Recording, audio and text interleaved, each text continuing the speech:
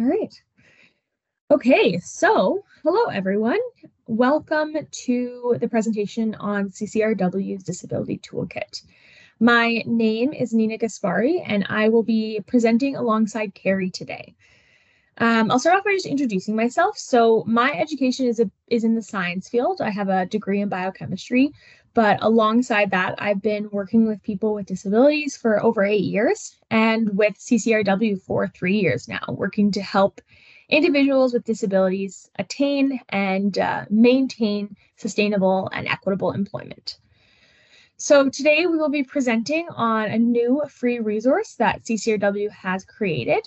It will hopefully leave you with some additional knowledge on being disability confident as an employer and just in general. And then on your own time, we would encourage that you go and explore the toolkit and hopefully integrate it into your day-to-day. I'll pass it over to you, Carrie, to introduce yourself and do the land acknowledgement. Thank you so much, Nina. So my name is Carrie Deer, and I'm an accessibility consultant with CCRW. My background is kinesiology. I've worked in healthcare. I've worked with a lot of people with disabilities for 19 years. Funny how I don't even think that I've been in the working field for that long, but it's a great place to be. I specialize right now in helping apprentices in red seal trades, and really glad to have you all here with us today. And before we do start, I would like to do a land acknowledgement, and I'm going to respectfully acknowledge the land in which I'm presenting from today, and that's the ancestral homes of the Beothuk. I also acknowledge that the island of Newfoundland is the unceded traditional territory of the Beothuk and the Mi'kmaq. I would like you to all take a moment to reflect on the land that you are coming from today.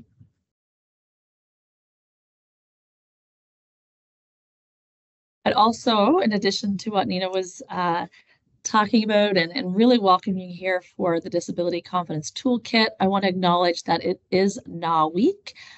This week recognizes and raises awareness about accessibility and inclusion of people with disabilities in Canadian communities and workplaces. National Accessibility Week gives us the chance to honor people committed to removing barriers. Some of these activists have disabilities, while others are non-disabled allies who understand what their fellow community members are capable of. We are all breaking down barriers together, and as we do that, we can make sure that people with disabilities have the same opportunities as their fellow community members. So I think, honestly, by all of you just being here today, stands true to your values and beliefs, and we're very happy that you can join us. So for today's topic, as Nina was saying, the Disability Confidence Toolkit is a very large toolkit. It's very robust. It has lots of great information.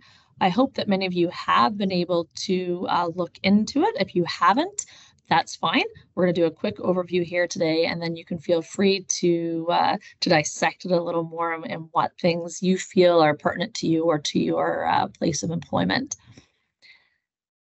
So today's topics, we'll start with the objective, and then we're just going to get into 5 brief topics. One is accommodations.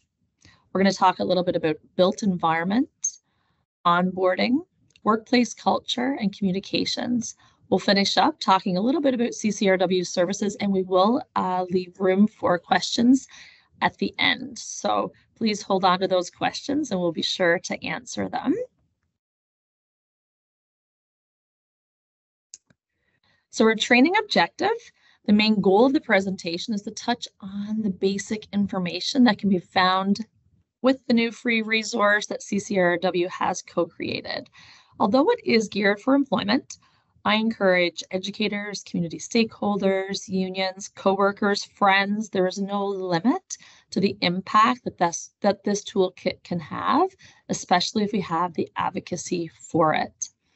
Nina's going to start off by going over some of the accessibility features of the toolkit. Lovely, thank you. So I wanted to start off not speaking initially to the content within the toolkit, but instead to the features that CCRW has integrated into the toolkit to ensure the accessibility of it. So there are different profile views that you can select depending on your barrier to assist you in actually using the toolkit. It's a great example of creating content that is accessible for everyone. Some examples of the profiles are the epilepsy safe profile, which eliminates the risk of seizures from flashing or blinking animations or even triggering color combinations. There is an ADHD friendly profile, which significantly reduces distractions. There is a cognitive disability profile, which uses assistive features for autism and dyslexia to focus on essential elements more easily. The blind user's profile adjusts the website to be compatible for screen readers like JAWS, VoiceOver, and TalkBack. And there is a vision impaired profile, which adjusts the website so that it is accessible for the majority of vision impairments, like degrading eyesight, tunnel vision, glaucoma, and cataracts. And then finally, there is a motor impaired profile that enables the operation of the website with a keyboard tab and the usage of shortcuts. So I really wanted to touch on that just because it's so great that not only is the toolkit meant to help you be more disability confident, but we're actually integrating these universal designs into the toolkit so that everyone can use it. On to accommodations. So I always like to start off by asking, what is an accommodation? Like, what's the definition of an accommodation? So an accommodation is the adaptation of work duties or the working environment to enable all employees to fully participate in employment. The intention of this within the toolkit is to give guidance on the duty to accommodate and actually the lesser known duty to inquire, which exists when an employer is made aware of or perceives that a worker might need an accommodation. And those two things are things that an employer actually has a legal duty to comply with. The toolkit outlines the best practices when asking for an accommodation and discusses how an open and an accepting culture towards accommodation increases inclusivity and increases productivity. Now, what are some examples of accommodations? Well, we kind of group them into three here. So the first one is flexible work arrangements, which can include a modified schedule for working if someone, for example, if someone takes medication in the morning, and that makes them lethargic, well, they might require a modified schedule where instead they're not working 8 to 4, they might be working 10 to 6 because they're most productive not in the morning. So that's an example of an accommodation, of a flexible work arrangement accommodation. A second type is a workstation modification. Those kind of include those ergonomic supports. So that might be an ergonomic chair, ergonomic keyboard, those more tangible supports. And then finally, the last group is human and or technology supports. The human supports, an example can be a job coach, while the technology supports would encompass those text-to-speech and speech-to-text adaptive technology supports. There's many examples, and obviously the ones that I touched on today are not comprehensive. Accommodations can be really anything, and barriers are so wide and vast that accommodations are so wide and vast. And then I just wanted to touch on that accommodations that are implemented and just left aren't usually the most successful. And so we want to ensure that we're coming back to those accommodations and that they're dynamic and it's a changing conversation. So ensuring that there's a framework with the employee and employer when those conversations are approached, and that there's a framework that it's a reoccurring conversation, because barriers can be changing and evolving, and thus those accommodations should be changing and adjusting. So I'm going to pass it over to Carrie to talk about built environment. Thank you, Nina. So with built environment, we want to really understand the building blocks of inclusive design. The goal of the toolkit is to help identify approaches to design that may foster increased inclusivity and accessibility. So when we talk about developing that accessible framework, we really want to make sure that it's universal, used by all people throughout their lifespan. Our needs change, accessibility will change, but we need to build for the present and the future to promote sustainability in design. So we always want to think that every refurbishment should be inclusive. And actually, Nina and I were talking about this earlier today. And Nina, I'm not sure if you want to share your story about your local park right now, but this would be a good time about how that was made to be so inclusive and forward thinking as well. Yeah, absolutely. So Thank you. I wanted to give this example because I just recently went to a park near my house, and I was just so happily surprised to see so many accessible features. And I think it highlights that built environment and that universal design. And so I think that for somebody who doesn't have certain barriers, they might not notice those features of this park. Those kind of included there was concrete tables all around the park, and some of them only had 3 chairs rather than 4. So there was an area where someone could use a wheelchair. In addition, there was a hard path through the grass to these specific tables, so somebody with mobility barriers could access a table like another individual who might not have mobility barriers. There was also a hard path down to the beach for the same reason. And so I wanted to just draw attention to these because it's a way to use universal design so that anyone can go to this park and be able to use it because it is truly inclusive. So just a nice example of ways that we can kind of create these places in our communities so that everyone feels like they can use them. Pass it back to you, Carrie. Thank you, Nina. And further into the built environment, if you do get a chance or you look into the disability toolkit a little further, you're going to see that there's 7 principles of design and listed here, right? Flexibility, simple and intuitive, perceptible, tolerance for error, low physical effort, size, and space. And the more accessible your organization or your green space or your office space, whatever that may be, the better your worker retention and engagement will be. The next piece we talk about in built environment is accessibility audits. So making sure what does work and what does work is really taken into consideration. So you need to ensure that your space fits your employees, and as an employee, you should make sure that it surely fits you. We need to build accessible, usable, and inclusive environments for everybody. And as we move into onboarding, this is another part that I truly love. I feel that onboarding is so important, especially in disability confidence. This is the employee's first glimpse of how inclusive and knowledgeable an employer may be. It truly starts in the language of the job description, right? If our job description is inclusive, then right there, that's just giving that better feeling right from the beginning. The most important part is that everybody feels welcome, safe, and respected. I feel that it truly is here that we lay that foundation for success. So when it comes to onboarding, one of the first notes here is provide disability training for all staff. Right? Work with other disability organizations, consult with individuals with lived experience. We can learn so much from others, especially those who have firsthand knowledge. And I think one of the most important parts here, and as an accessibility consultant, I'm asking people about accommodations. I'm helping people with accommodations all the time. And I think asking, what are your previous accommodations? What do you need? What has worked for you in the past? Everybody is unique, and if you have 2 people that come with ADHD or 2 people that come with cerebral palsy or whatever that disability may be, everyone's unique. You're not going to treat them the same way. They're not going to have the same needs. They're not going to need the same accommodations. I think it's making sure that everybody is heard for what they need and that we make sure that it's individualized. I also want to say in this onboarding piece that in the Disability Confidence Toolkit, we actually have a usable, fillable onboarding checklist, which is awesome. I kind of feel like it's my Oprah moment to say everybody gets a checklist, but it's really great to go in and have a look and just see, how can we make things more accessible. There's also a new age piece in there all about additional supports for remote workers. Because that's very important too. We want to make sure that remote workers are being looked after, even if they're not within the actual boundaries of our own workspace. Next, we're going to talk about workplace culture and what that means.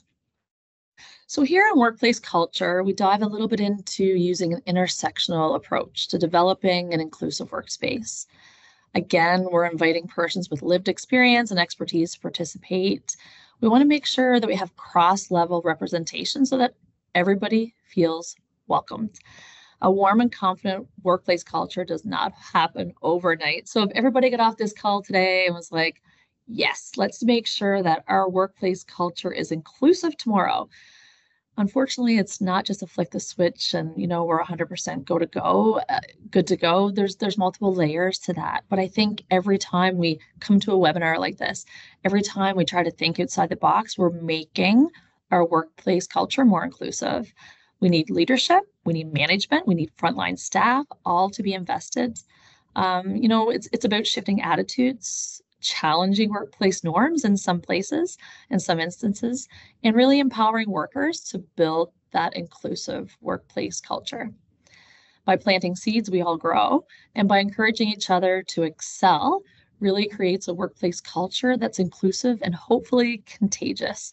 I think if we can all do our part, then that just helps move that workplace culture forward.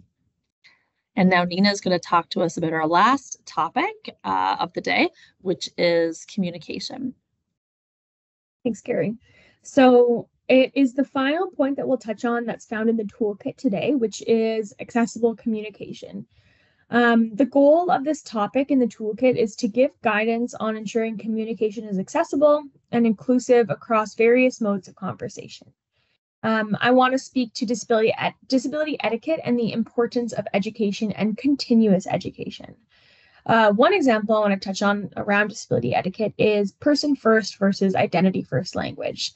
So we want to ensure that when we're speaking to somebody with a disability, we revert to just always asking what they prefer. And Carrie kind of spoke to that before, like asking what works in the past for you. Well, just making sure that we're speaking to the person with a disability about what they prefer, because that is, in my mind, like the universal rule. Just ask, do they need help? Well, ask if they need help. Let's not make any assumptions. Asking the person because they know themselves best, they know their barrier best. That's just like the best practice across the board.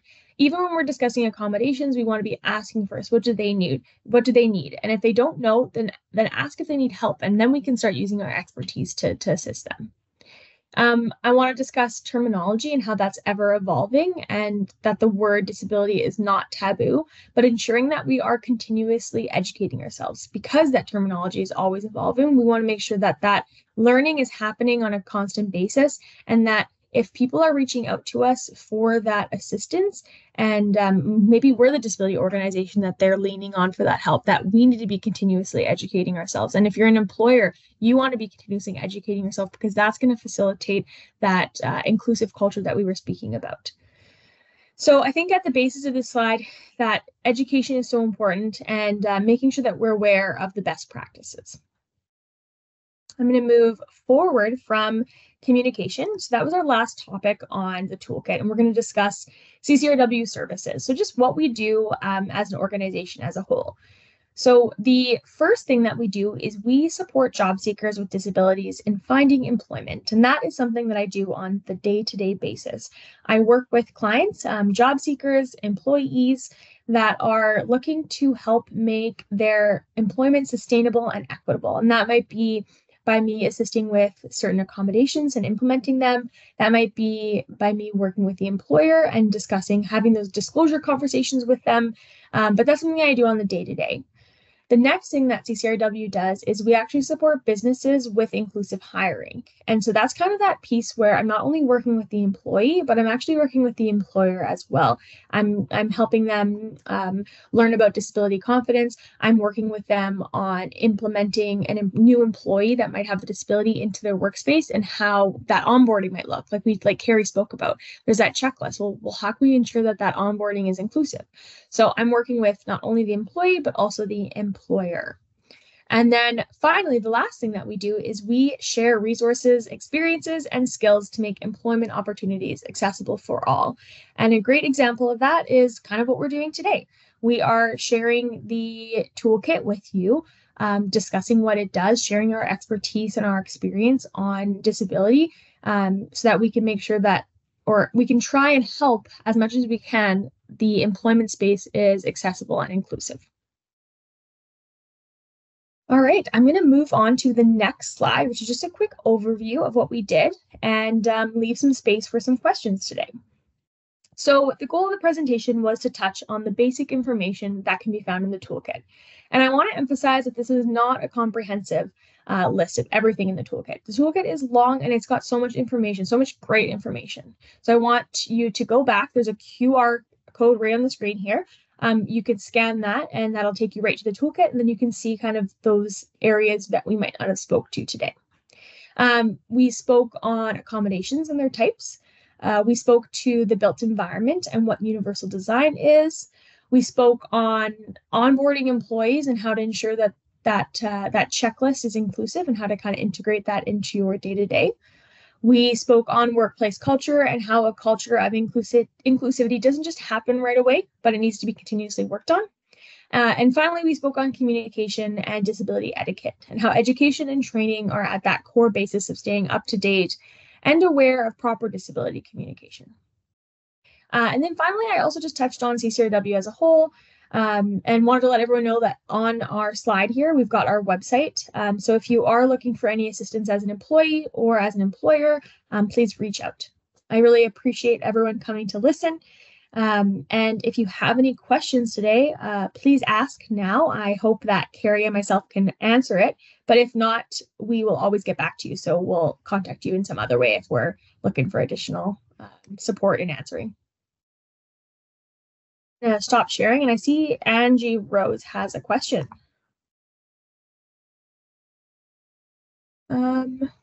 Angie, you can, I'm going to allow Mike there. I think if that, you can ask. Can you hear me? Yes, I can hear you. Okay, so I am a person with a disability, and I use a power wheelchair. I have CP, and this is something that I have come across almost everywhere in St. John's. So I am very short. I am under 5 feet. And when I transfer out of my chair, I have to use, I transfer from the front of my chair as opposed to transferring from the side. So, the other day, and this happens all the time, I currently am not working, but the other day I went to the doctor, and this is a new doctor for me. I've never been there before. It was a walk-in clinic, and I had to use the bathroom. So I went to the bathroom, and the toilet was the height of my wheelchair seat. I need a lower toilet, so I couldn't use the bathroom. I got out of my chair, okay, which always happens, but then I had to scream out for help because I couldn't get back into my chair. So I had to get 3 nurses in the walk-in clinic to unlock the bathroom door, and they had to lift me back into my chair. I told them that a simple solution to this problem is universal design. And what I meant by universal design, they could put a lower toilet there and then have like a commode seat in the bathroom where if somebody needed a higher toilet, you could easily just lift the toilet seat up and put the commode seat over the toilet. So, like, that situation is in a lot of public places in the city. And so how do I, as a person with a disability, overcome that in order to work outside my home? Well, first of all, Angie, I want to say thank you so much for sharing that. I think that's a vulnerable story that you just told. And it's a great example of kind of how we spoke to creating that universal design. And you're wondering, the question is, how can you ensure that you can find a workplace that has something like that? Well, that would be something where we can work with you to look for employers that are inclusive and do have that inclusive design built into their workplace. Now, I was really fortunate where I worked in Vancouver, out of at the CCRW office. We had the most inclusive building in Canada. And I agree with you, it's not something that you see everywhere. So I think that would be just kind of the step where we would have to be searching for places, unfortunately, that are inclusive and have that accessibility. Where I would hope that it would just be, we could be looking for jobs wherever, but it is something where we would have to be specific in the jobs that we're looking for and specific in the employers that we're reaching out to. Okay. But a lot of people, I feel like, and this is just my feeling, if they feel like they have to replace their toilet, then that's an expense they're not gonna go through because it's expensive. So, is there any way that an employer could get funding to replace the toilet? Because Absolutely. for me, if I can't go to the bathroom, um, I feel like I can't work in a place. I can't even go into a place. Like Mhm. I said to my son the other day, and this is so funny, but my son is 18, my daughter's 24, and that's how long I've been out of the workforce because I chose to raise my children. But I said to my son the other day, I have a true mom bladder, and this is true because ever since I had my kids, I feel like when I need to go, I really need to go. It it's a thing that happens to your bladder sometimes after you have kids. And my son said, "Is that a thing?" And I said, "Yes, it is a thing, because it really is." So Mhm. if I can't go into a building where I feel like I can use the bathroom, what am I supposed to do? Wait until I go home? Chances are I'm going to end up not being able to wait until I go home. Mhm. So what do I do? Yeah, so organizations like CCRW does have the ability to potentially fund things like that. And so that's a conversation that me and you can have. And I know you're not located where I am, so you'd probably be reaching out to a different CCRW site for this. But that's the discussion around what our funding helps provide. And it's to help alleviate those accommodations that you might think an employer might not be able to do. But I do want to emphasize that an employer does have a duty to accommodate.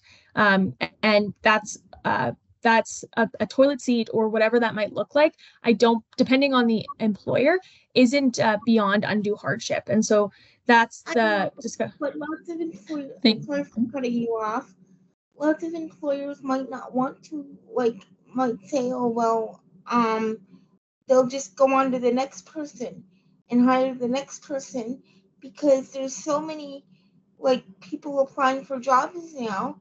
They don't Mhm, necessarily have to hire the person with a disability, whether they're qualified or not. mhm. And Carrie, I noticed you were going to mention something, so I'll pass it to you. no, I was just gonna say thank you, and you're really shedding light on this live, lived experience, Mandy, and I really do appreciate that. And we got a long ways to go, and I think that everybody that's on this call today are interested in helping that, and how do we get around that? And just as I mentioned, workplace culture doesn't change in a night. Unfortunately, neither does accessibility in a lot of places.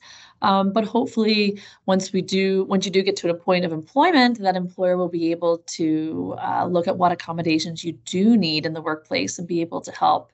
And then, the other off ones like, going to a doctor's office and going to a mall, as more accessibility pieces are fulfilled there, hopefully you won't have any issues in those areas as well. But it's going to be a work in progress for sure. But thank you so much again for sharing that. And I do have a question here in the chat um, from Aaron. And is it okay if I just read out the question? How do employers encourage and support employees' disclosure of disabilities so that they can receive suitable accommodations? In other words, how can employers gain that trust? And that is the $1 million question. Erin, that's so good. I love that. And I think there's so many different layers to that. So, I think by truly, in the onboarding, knowing that people can feel like they can trust their employer. That's important. With a workplace culture that's inclusive, that's so important. But as Nina was mentioning earlier, there's a duty to accommodate, but then there's also a duty to inquire, but you don't want to offend your employee either, so it can get a bit touchy. We do have some e-learnings as well at CCRW, just built around disclosure and how to properly disclose and giving people confidence in there. And there are more details within our disability confidence toolkit, so feel free to look into that. And if you have any other questions or any other questions about that, more specific, you can certainly reach out to Nina and I. But Nina, I don't know if you wanted to add to that as well. Yeah, I just wanted to add one small piece. And I love how you said workplace culture that's inclusive. And I think one thing that employer can do is just making sure that that conversation around accommodations is found in every part of that employment journey. So when someone's applying, it's seen in the job description. When somebody has that interview, it's asked before that interview takes place. If you're going on to a second interview, same thing. If that person makes it on to actually the onboarding process, asking during the onboarding process. If that conversation is continuously happening, then the employee is going to clue into hearing, okay, they are actually interested to know what kind of accommodations are going to support me to make this equitable. And then that's when hopefully that disclosure piece will come forward a little bit more naturally because they're hearing that over and over again. It's being reinforced. I think that's super important. Thank you. And then I see Anne-Marie, you have your hand up. I just unmuted your mic. Yes. Okay, perfect. So I have a spine. My lower back, because I was in a car accident, so my injury is a spinal injury.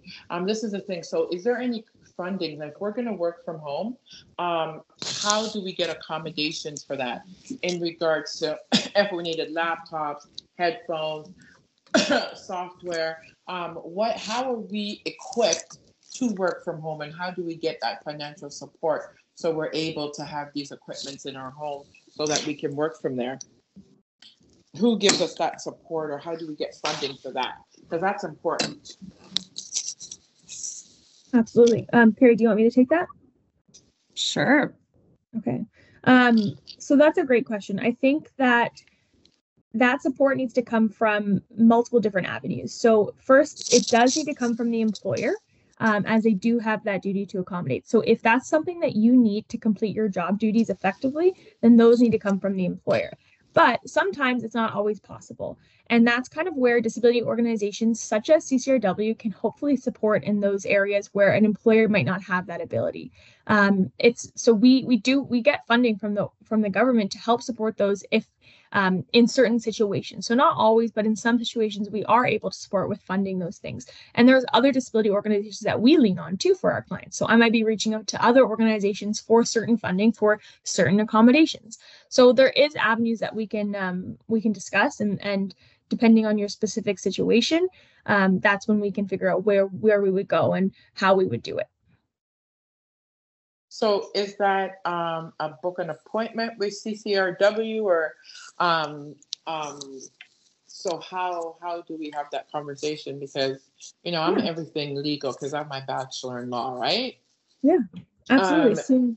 So it would be, the software for a laptop, or just getting an updated laptop. You may have an old laptop and it's not feasible anymore, like those types of things. So if we do go on the interview, like the last person said, it's very competitive right now because so many people are applying for jobs. And because so many people are applying for jobs, it does become like, well, they have a duty to accommodate less hardship, right?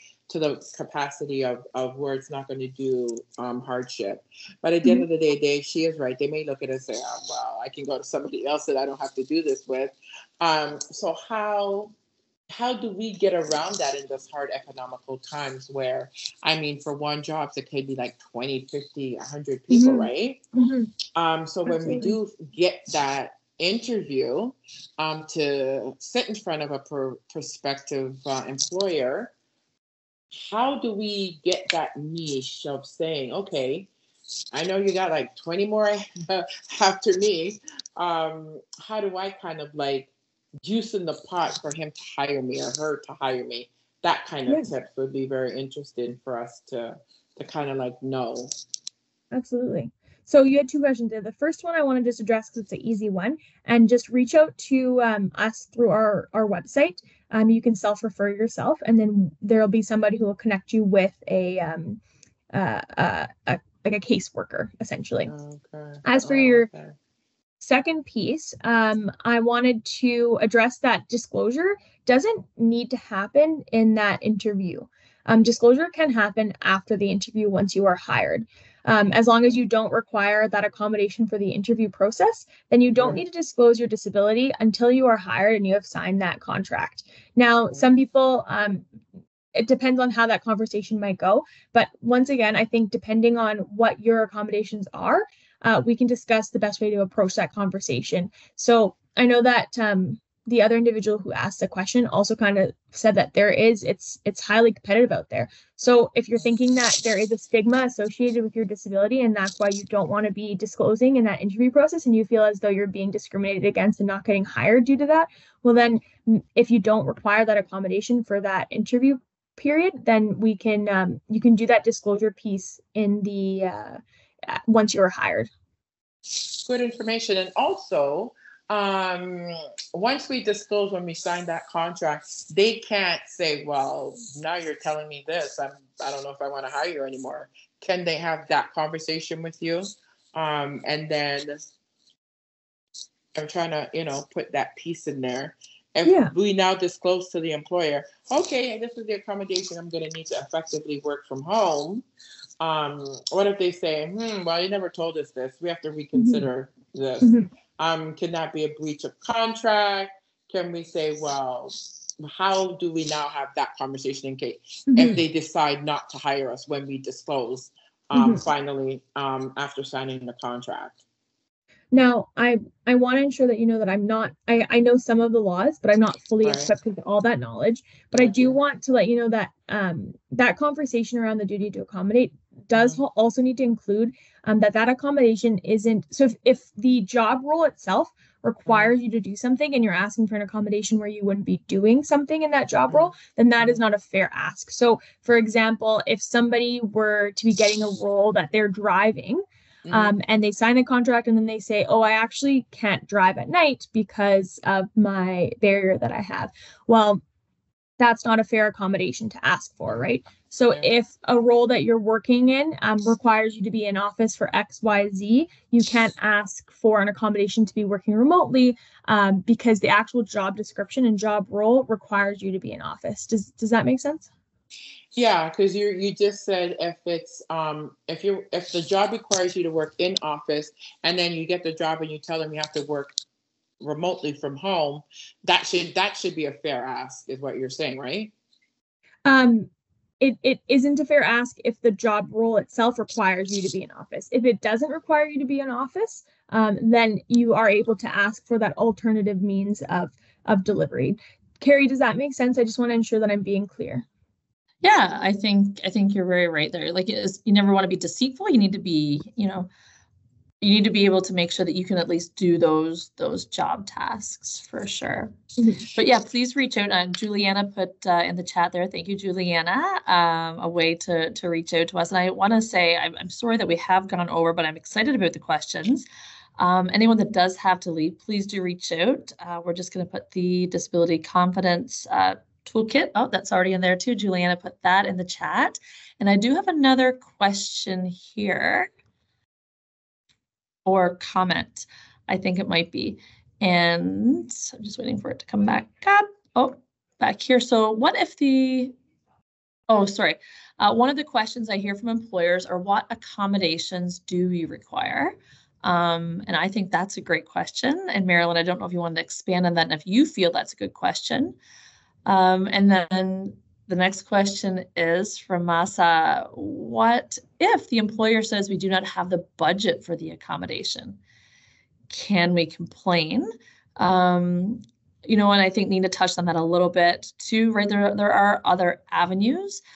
So they do have a duty to accommodate. But there are other avenues out there too, where there are other funding options. We'd always try to look into that before we maybe started a complaint. And then I see Janice has a question here. I'm an employment counselor and I organize job fairs. What kind of accommodation might someone need at a job fair? I have asked this question in my registration questions. Excellent. So great question. I don't know, Nina, if you wanted to speak to this or if you wanted to let me speak to this. There's lots of different accommodations. So as we have an interpreter here today, thank you, Elena, you're doing a great job.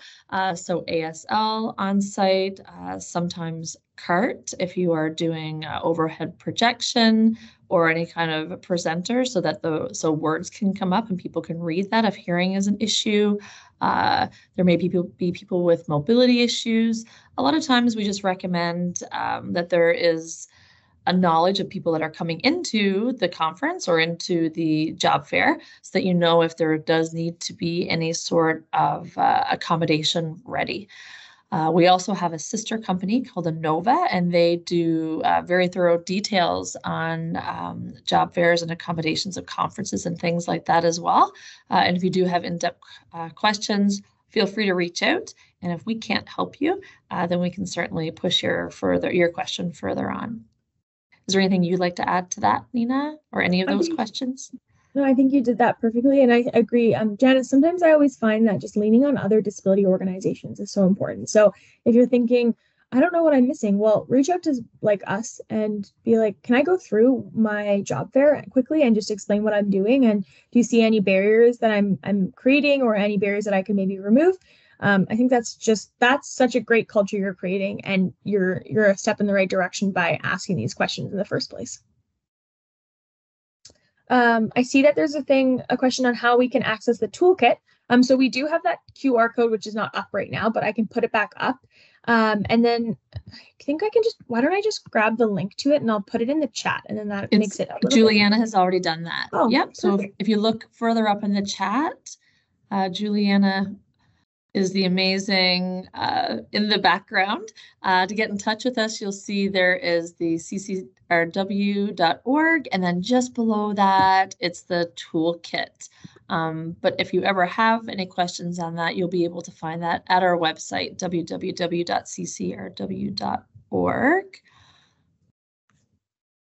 Okay.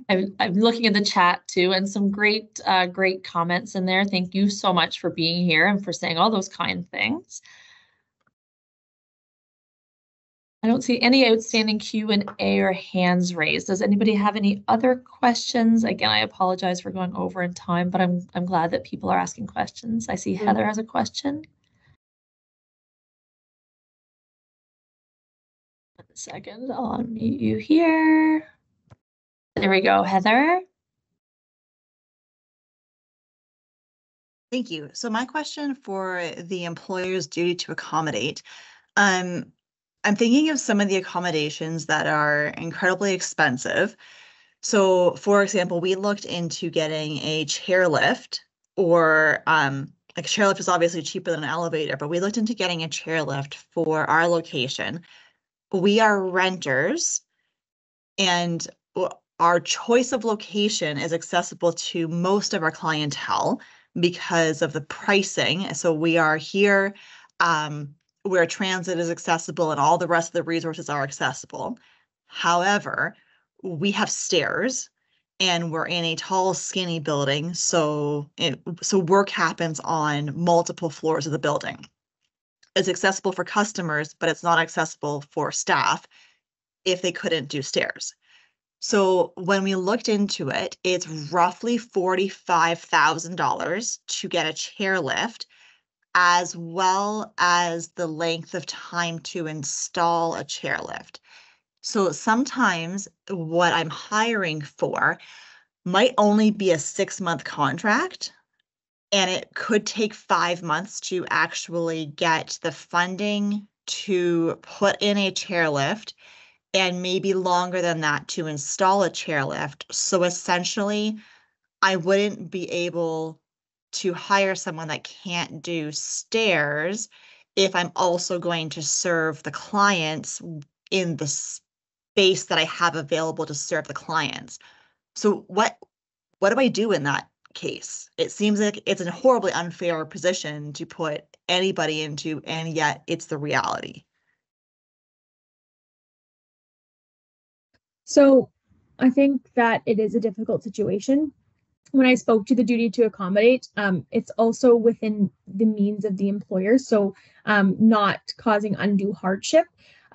So what you're speaking to as with the length of time and the cost of 45,000 is most like that for perhaps if we're looking at a corporation like Starbucks, for example, that wouldn't be undue hardship for them. That's a cost that could be handled by them. But for an organization, I don't know what your business looks like, but it sounds as though that's kind of beyond the means of what you could be doing.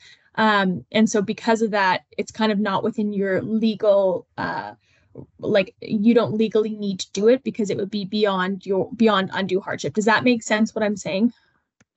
I'm not being very concise. Carrie, No, do you have anything? It definitely makes sense. We're not for profit. So 45,000 is a lot. That's a lot of money. And then yes. And then question, and if our funders don't authorize the expense of it, then we can't get the funding for that, or we have to apply for a grant that just takes a while to get. So I might be able to get a chairlift in place a few months after the employment contract would be completed. Right. But even if you're able to get that in place, at least you're ready for the next time. At least you now have that universal design, right? You're ready if this were to come up again, if you could. But then looking at the person now, are they able to work remotely? Is there another way that you can change that so that person is still able to be employed, just maybe looks a little bit different than maybe you had thought or the organization had thought it was going to look? Yeah, and I mean, and that would be fine for the employee, but not for the program. So that would be putting the staff above the clients that they're employed to serve. Okay, yeah, and I wasn't familiar with what kind of interaction would be there, but it's a great suggestion, and like this is why I asked the question, because I've been trying to ponder this ever since we're like, hey, we're screwed, we need a new place, and what do we do about the fact that the place that's available, that's in our budget, that meets a whole bunch of the other client needs, also has stairs, and stairs are so inconvenient. We tried to get even like a home chairlift that was donated to us, but then we learned that we weren't allowed to install it because it needs to be an industrial approved stairlift. We can't have a home-based chairlift. It needs to be there's different regulations, and there's a whole lot of regulations if you're putting it into a business versus your house. So anyway, thank you for that. It is a tough question, and it's something that it's like you said, you're a nonprofit, so it's it's beyond your means, and that's kind of where you're not being discriminatory. It's actually just beyond what you're actually able to do. You are having that conversation, so when you're looking at maybe looking at getting a different space for your office in the future, when like your lease comes up, that's kind of when those conversations can be reintroduced to hopefully try and create a space or find a space that is universal for everyone. But you are having the right conversations, you're trying to find solutions, and you are just kind of running into barriers there. Yeah, thank you. We had a question about if it's available in French. It is available in French. It's actually available in 20 languages. I just counted. When you go onto the toolkit, there's the accessibility feature that's found in the bottom left corner. If you click that, in the top right corner of that, it says English, and so it's available in Spanish, Portuguese, Dutch, French, Italian, and a bunch of other languages. So it is there. If anyone has any other questions, though, please reach out to CCRW through their website. I love how much like collaboration we had in the conversations, and we definitely had some good questions that get me thinking. And it's kind of like that always. There's so many different situations that we're working to find solutions for. So I appreciate everyone. Carrie, do you have anything you want to say before we end? And I just want to reiterate that. Thank you all so much for taking time out of your busy days to come and participate in something that's obviously at the core of what we believe in, and obviously something that is very important to you as well. And I think making big big ripples like this create big waves in the future. And the more we can work together, hopefully the more we can see success. And we look forward to having more webinars like this. Just as this, we encourage you in your offices to have more webinars to try to increase inclusivity as well. If you have any questions about that, or you'd like any kind of direction, please reach out. And do check out our Disability Confidence Toolkit if you had not already. And thank you again for coming to National Accessibility Week. And we really appreciate that. All right. Well, have a good day, everyone. Bye-bye. Excellent. Thank you so much.